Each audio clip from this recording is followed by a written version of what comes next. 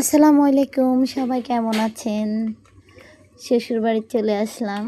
তো এই হচ্ছে আমাদের নিজের খামারের দুধ গরুর, গরম করছি জুবাইরের জন্য। আর এখানে হচ্ছে যে আমার শাশুড়ি পালা হাঁস,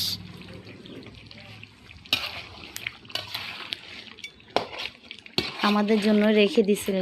এখন আম্মাই ময় মশলা দিয়ে সব কিছু দিয়ে রান্নাটা বসাইলো, আমি চুলার পাড়ে আসলাম সেগুলো নেড়ে চেড়ে দেওয়ার জন্য।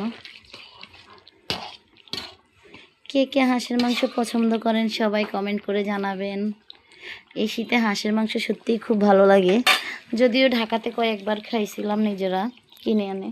তো নিজেরা কিনে এনে খাওয়া আর হচ্ছে নিজের পালা হাঁস, এই দুটার মধ্যেই অনেক তফাৎ আছে। সবাই ভালো থাকবেন, আল্লাহ হাফেজ।